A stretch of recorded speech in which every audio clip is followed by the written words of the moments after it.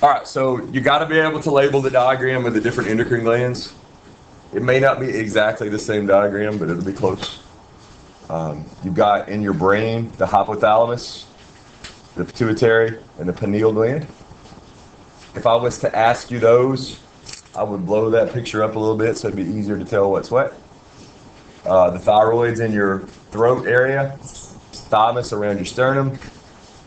You've got the adrenals on top of your kidneys, and the pancreas right about where your stomach would sit. And then the obvious reproductive organs. All right, some things just to remember about the endocrine system. They don't have any ducts, which means when they make their hormones, they go straight into the blood and travel to where? Where do they go? Everywhere, right? Every hormone essentially goes to every cell. But does every hormone affect every cell? Nope. It only affects ones with what? The right receptors. This is that cell signaling stuff. What is step one of the cell signaling process? Reception. And it only works. The message is only conveyed if what? The receptor and the hormone have to fit together like what? Lock and key. That's step one. Most hormones are made out of what? Proteins or short amino acid chains, which means their receptors have to be what kind of receptors? Extracellular, on the outside. There's a few hormones that are steroids, which means they're lipids, like testosterone and estrogen, and their receptors are on the inside, right? One of the biggest jobs of hormones is to help you maintain homeostasis, to control things like the levels of glucose in your blood, the levels of calcium in your blood, the amount of sodium in your blood, and we could go on and on. That's one of the main jobs. Obviously, there are others, and we'll talk about some of those others as we go. I think the first place that I want to talk about here, let's talk about negative feedback a little bit more, because it's really, really important. So let's go to this diagram that we've looked at several times.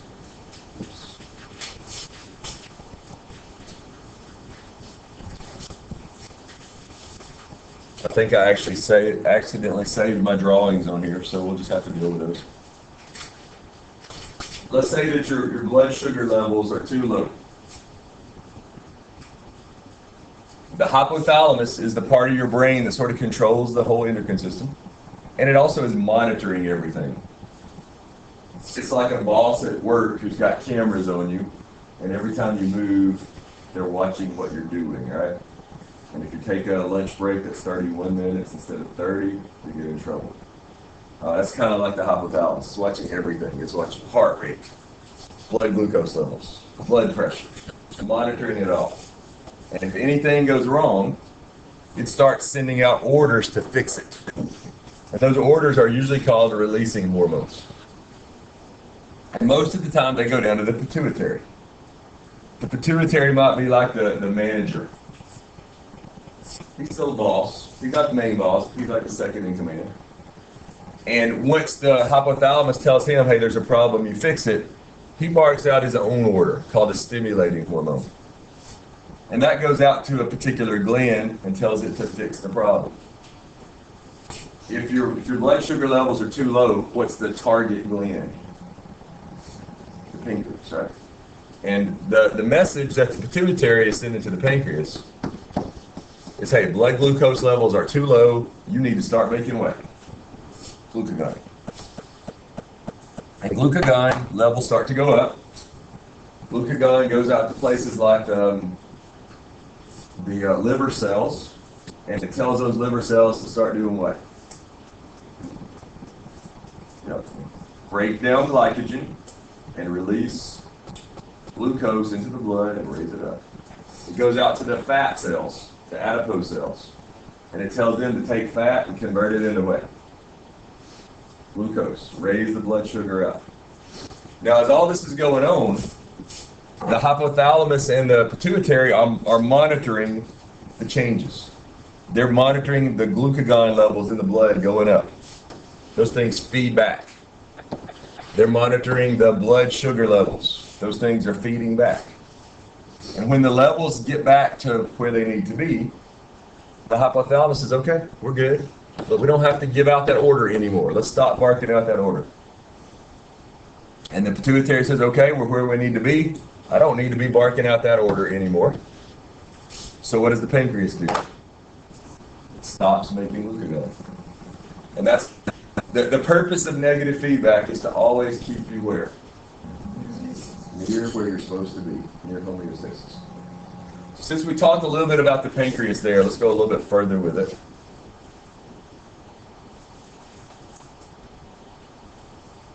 If you understand this slide right here, you understand everything you need to know about the pancreas. So let's make sure you understand. Here's where your blood sugar levels are supposed to be. That's homeostasis.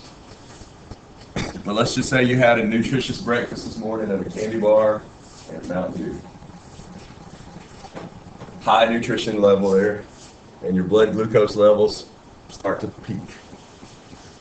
And your hypothalamus and your pituitary says, whoa, blood glucose is too high, you need to get it back down. They send out their message to the pancreas.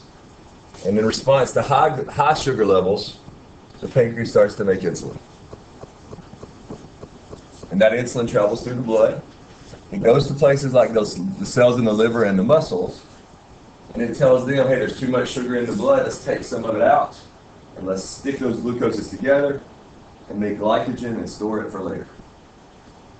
It goes out to places like the adipose, the fat, and it says there's a lot of extra energy floating around. Let's take that in, and let's take the glucose and let's turn it into fat.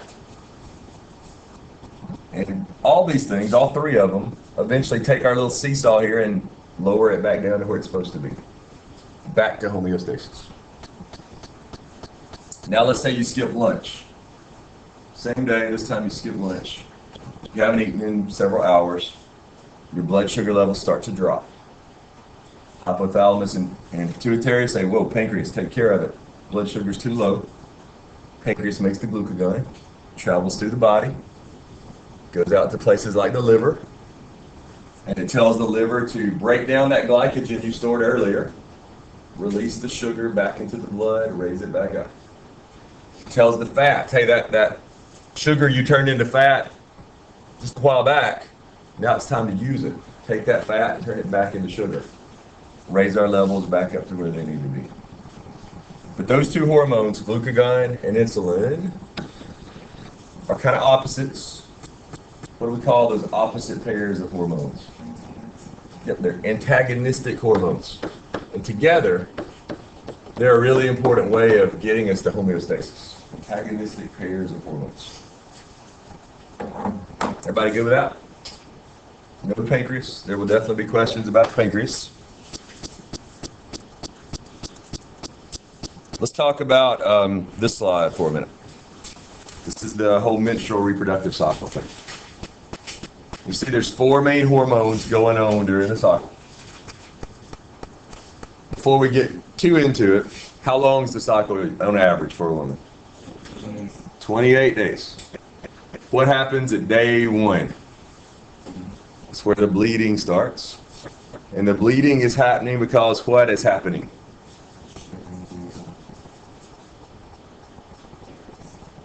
What about the uterus? And that's called what? The endometrium. It's the lining of the uterus is like flaking off. It's peeling off. That's day 1. What happens at day 14? That's when ovulation happens. On day 28, it kind of starts all over again.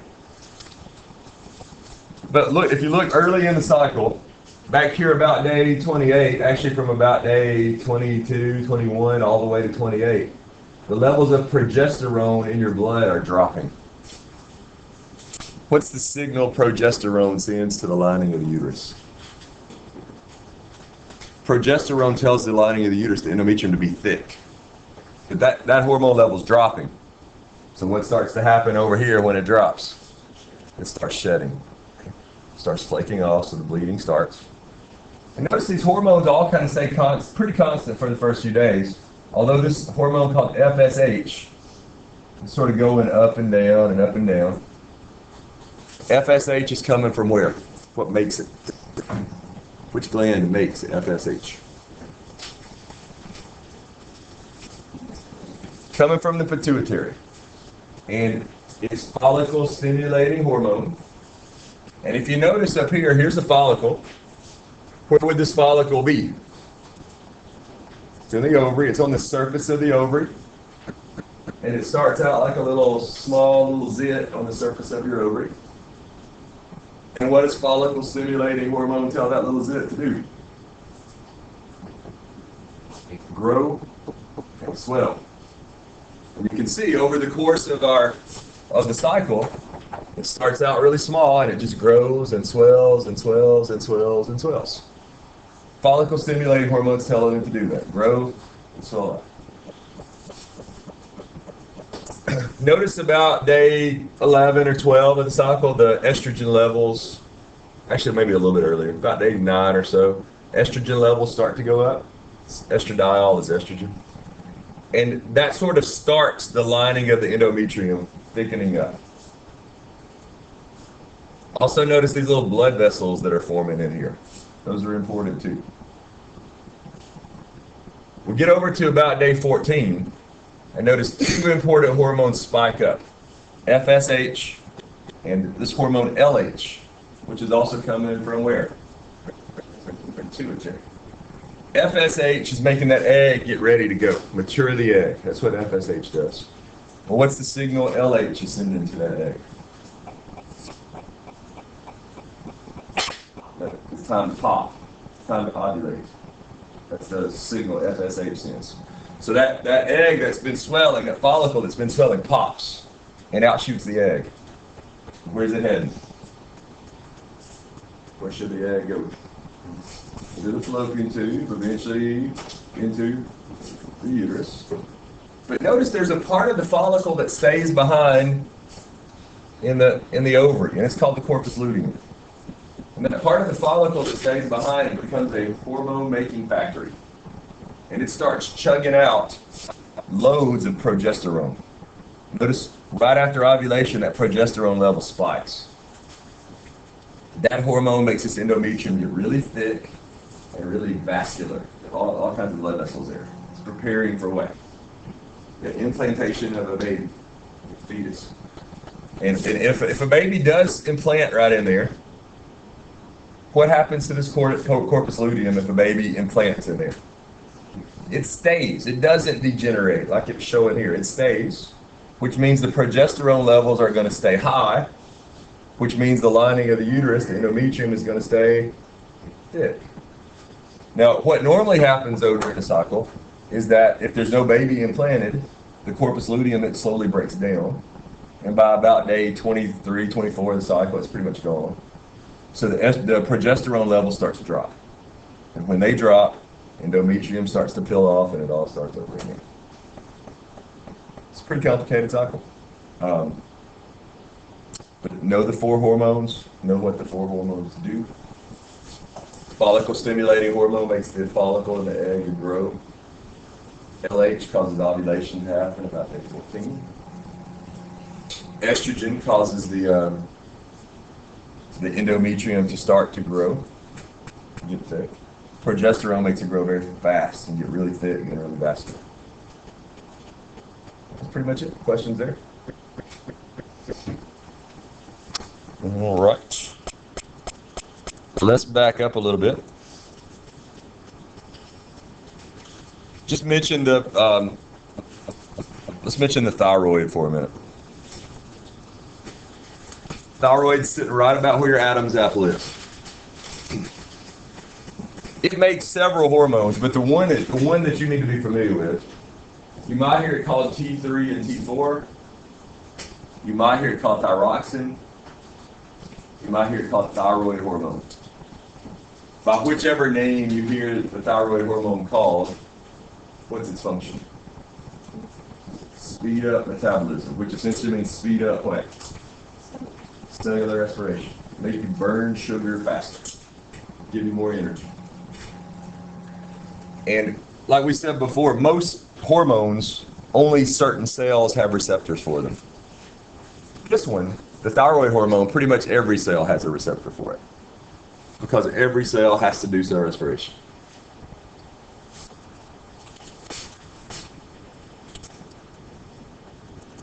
All right, let's talk just a minute about the pituitary. Let's start by looking at that picture. Remember that the pituitary is really two glands in one. What's anterior mean? Front. And posterior means back. The posterior pituitary, the back part, it doesn't make any hormones of its own. It releases hormones that are made from where? The hypothalamus. It sort of holds them and releases them into the blood when they need to go into the blood. And we'll talk about those in a second. The anterior pituitary is like a separate gland, and it makes lots of different hormones, puts them into the blood. Let's start with the posterior pituitary here for a minute. The two main hormones that you need to know about for the posterior pituitary are ADH, or antidiuretic hormone, and oxytocin. Now, if you were taking a medicine called a diuretic, what would that make you do? Yeah, make you urinate. Why would you want to take a medicine that would make you urinate?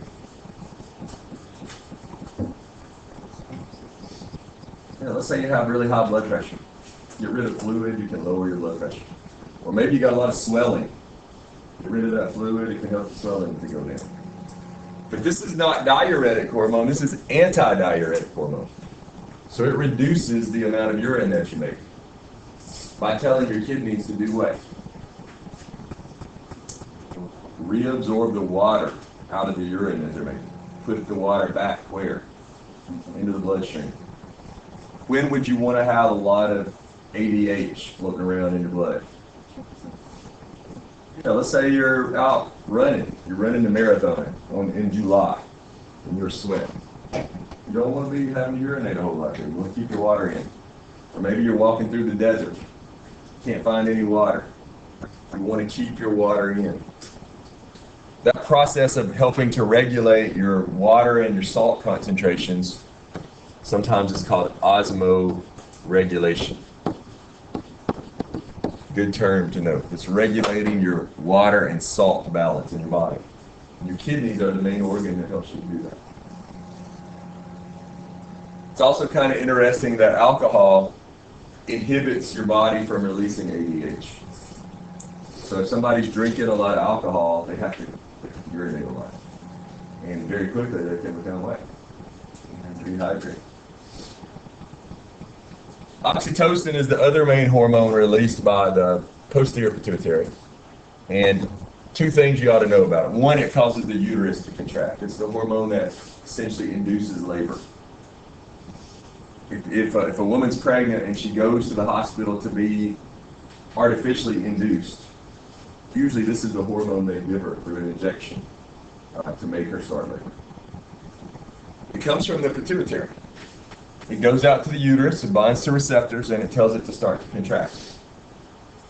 This hormone is also a good example of positive feedback. Because once the uterus starts contracting, what does the uterus start to do? It starts to make its own oxytocin, which makes it what?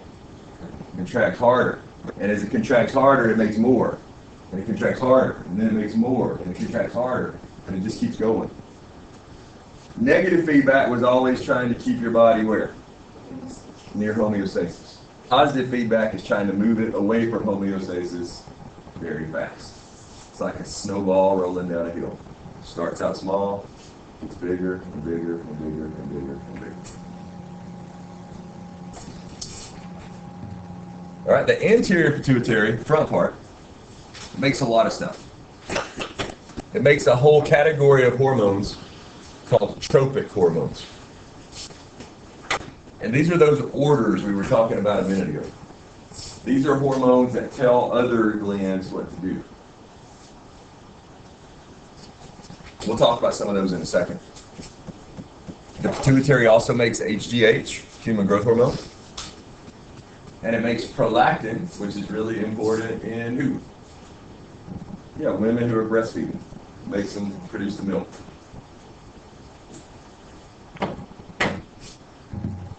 So over here, and like I said, you can't read this very well because I've written all over it. But these are all tropic hormones over here in this right-hand column.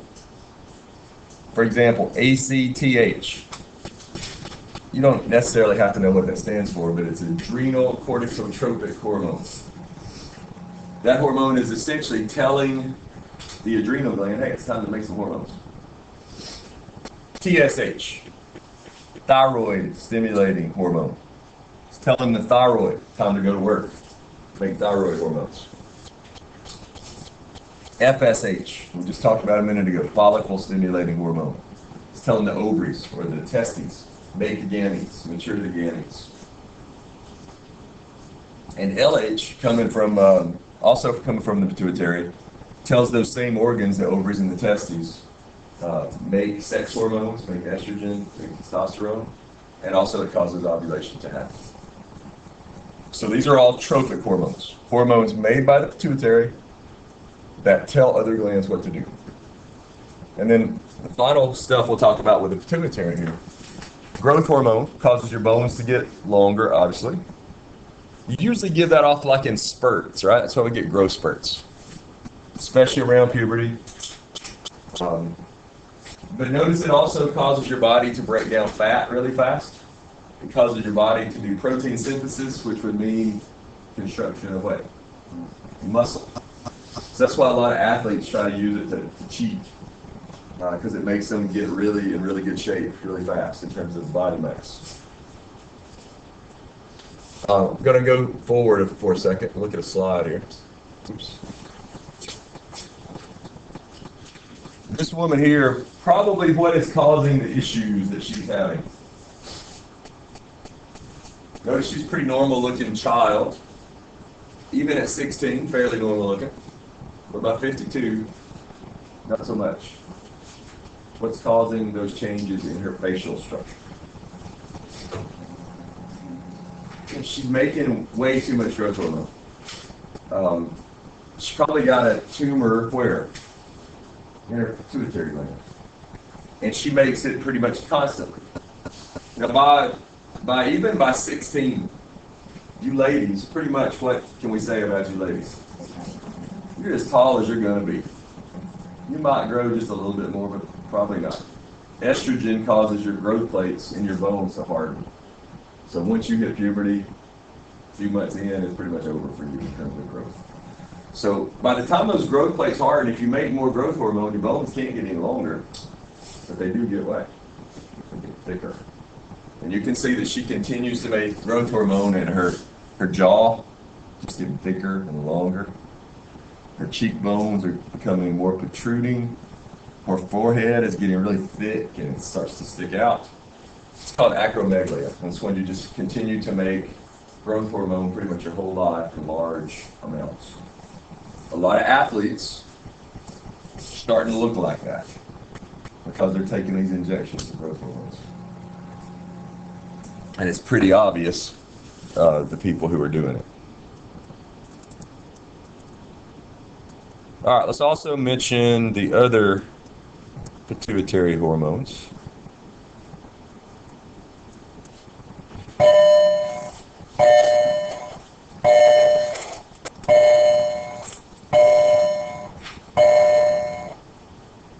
Prolactin is the one that causes breastfeeding women to make milk.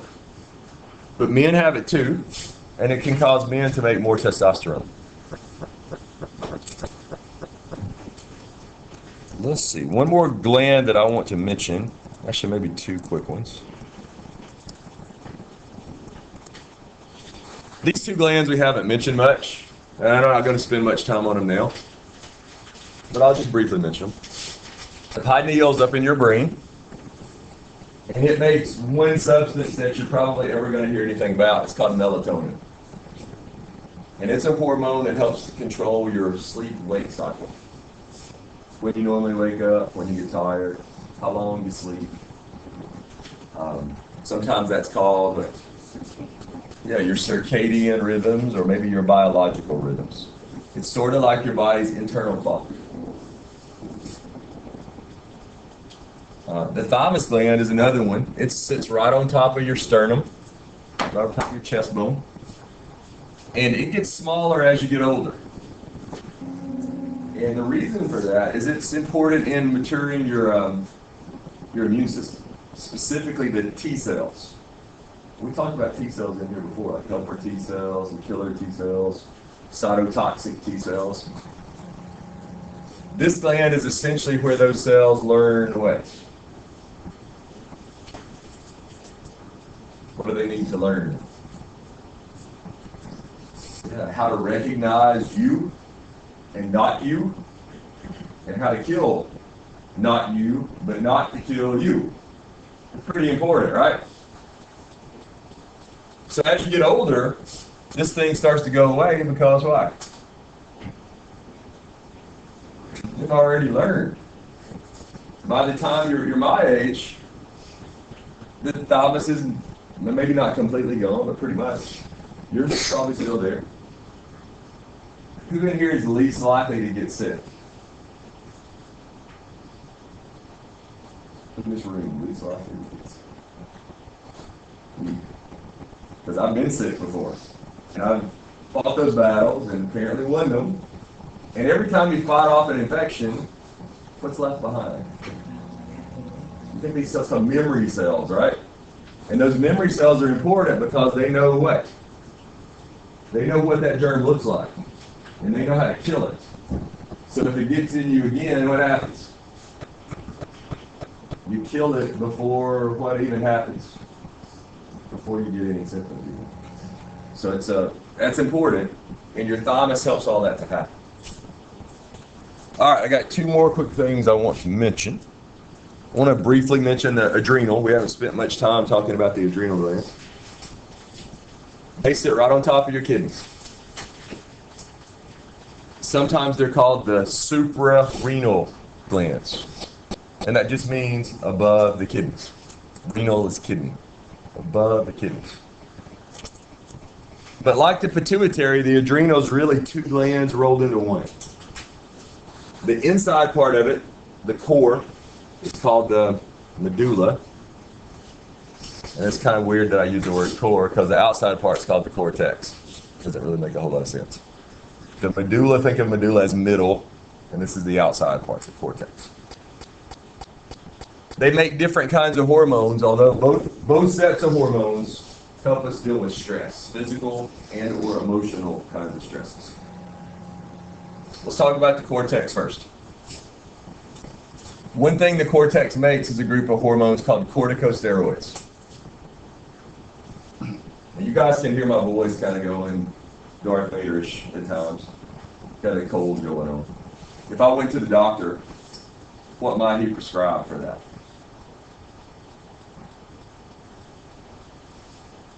You guys ever had the croup? You know what the croup is? When you have that like barking cough. It's usually a little kid. A lot of times they'll prescribe these drugs, corticosteroids.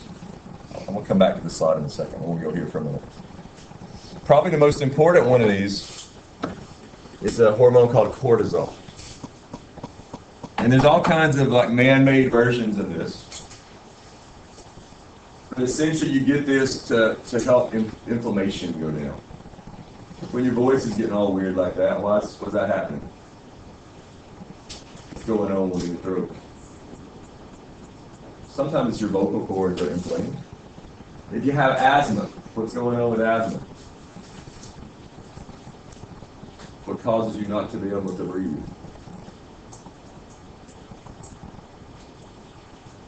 No asthmatic people in here? Your tubes, your breathing tubes, your bronchial tubes are inflamed. So these drugs cause inflammation to go down. They're anti-inflammatories.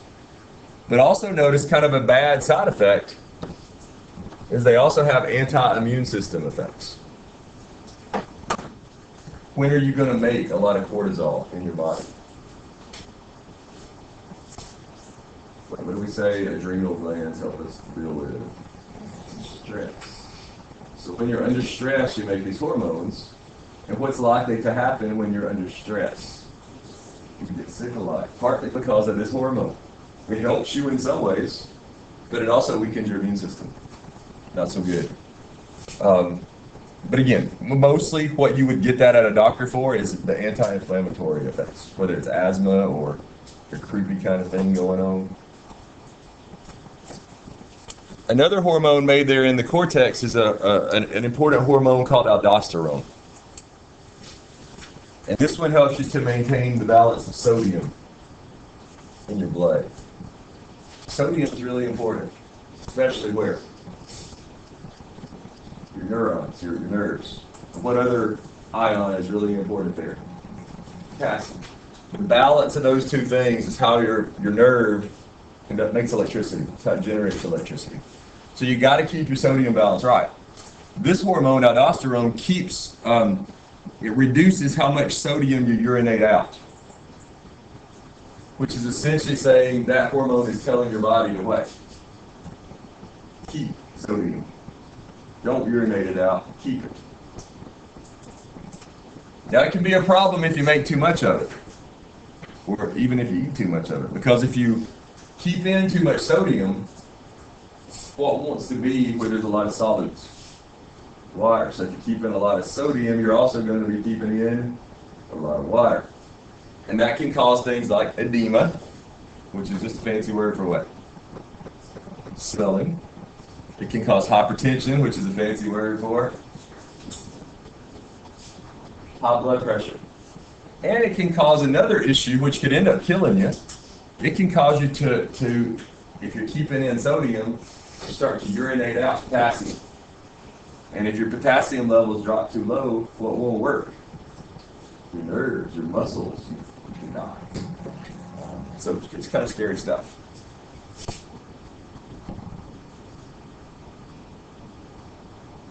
All right, I think that's all we'll say about the adrenal. Other than, I end with this today.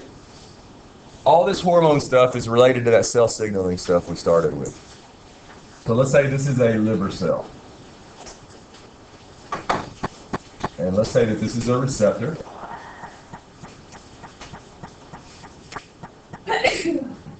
And we're talking about adrenaline. So adrenaline comes in. Adrenaline obviously made by the adrenal gland. It's also known as what? Epinephrine. And it binds to that receptor, kind of like a lock and a key. That's step one of our cell signaling process, reception. What kind of receptor are we looking at here? Well, it's extracellular, and specifically, it's what kind of extracellular receptor? G protein, right? Most of the time when the hormone and the ligand and the hormone and the receptor bind together, what does that trigger to happen in here? Yeah, the protein changes shape, conformational change. And in the G protein, what happens is one of these subunits breaks off. And it slides down the cell membrane and attaches up to another enzyme. What's this enzyme down here called? Adenyl cyclase. And essentially, what's this piece doing to that enzyme? What's this little piece from that receptor doing? Yeah, it's phosphorylating it. It's activating. It's turning it on. And this enzyme will take ATP. That's terrible. Try that again. This enzyme will take ATP. Oh. Try that again.